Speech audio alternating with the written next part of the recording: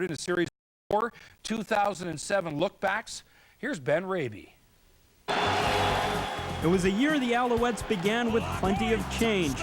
Longtime Als Lapointe, Girard, and Fillion all retiring before the '07 season. Jared Payton, touchdown! His first in the Canadian Football League. A new running back with the famous last name was brought in, no doubt to the surprise of the former number 1. Hearing that, I was going to have to compete for a job, and being that I had 2 successful seasons, that I'm going to have to, come in and compete, and then I may not make the team. That's a shocker for me. Robert Edwards was eventually released in August. But the biggest change of all, the one on the sidelines, never did work out. It seemed to trickle down to the players who were mediocre at best. Calvillo in trouble, brought down by the Blue Bombers. The Owls finished 8-10, the first time the team finished below 500 since its rebirth in '96.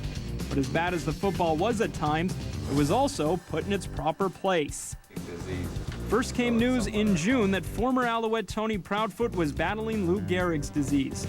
Then in October, Anthony Calvillo found out that wife Alexia had cancer. Well, you hear cancer and you just, your mind just goes all over the place.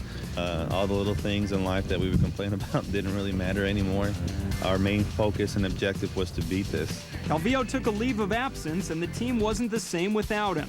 Marcus Brady took over, and for the first time in a while, the team had a mobile QB.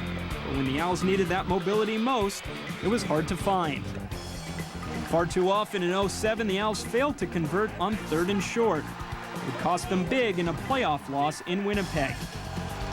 Leading by 1 with just over a minute to play, the Owls literally needed 1 yard to put the game away. The Bombers may have done it. But the offense couldn't get it. Game-winning field goal attempt for Troy Westwood. It's good! Bombers win! 6 plays later, Winnipeg won the game, and the Owls' season was over. At that point, that defines our season. If we don't get that, we really don't deserve to win. And that's what a lot of guys were saying on the sideline. We don't deserve to win if we can't get this yard. Still, there were a few bright spots in 2007. And there it is. Anthony Calvillo has gone over 50,000 yards passing in his Canadian Football League career. And Ben Cahoon showed he could do more than just catch a football. And Ben nails it.